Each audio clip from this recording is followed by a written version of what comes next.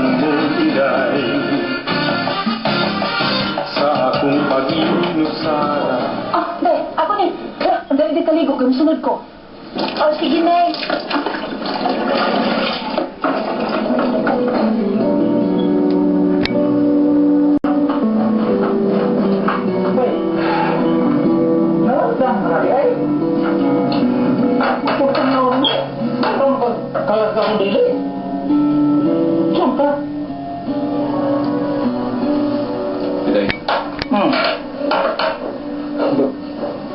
Wapagani ko pala sa pati na natin. Kamino. Kiniyak ko sa silirite. Hingaw na rin ang mga anak. Ang kwanta lang ko na na ba eh. Asa naman ako? Bawas ba? Kini ka mo bala ka? Pwede ka ba namang itaglain si Linita? Kumampi ko na.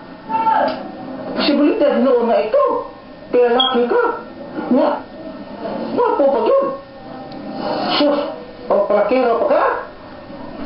Pagtigas na ng babae di mo kinabuhi. Nagawa ka? Kasi, Tama. usara ka babae na yung bigit sa akong kasikasing.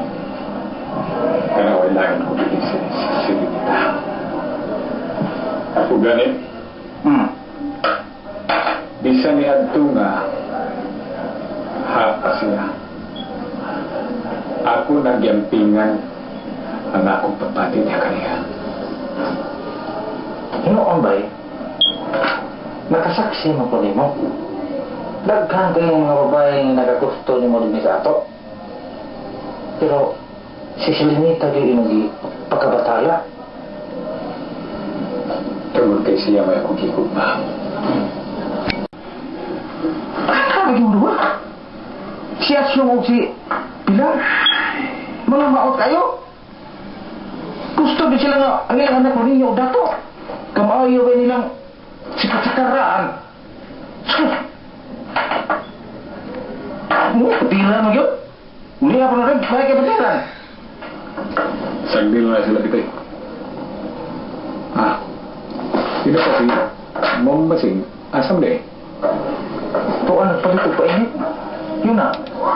Ning, saan ka oras sa atas matalan? Kung yung pangalas Jis. Bay, kung mayo gaya ang imong dagang dito bay sa panginabuhi, kuhaan niya ko ha, aron ba kita sa Manila? Kay, mato para ba kuno nila? Daghan kuno ditong mga Tagalog sa Manila. Tinood na bay? Ay, ito'y. Siyempre, naging Tagalog na ito, kaya ilang lang dapit. Bay, basta, aga ka ha? Kung mayo ang imong panginabuhi dito? Ha? Oo, siyempre, kung hindi ka, pero importante, nabagi ko pagkampo. Ay, nabagi ko pagkampo, bitay.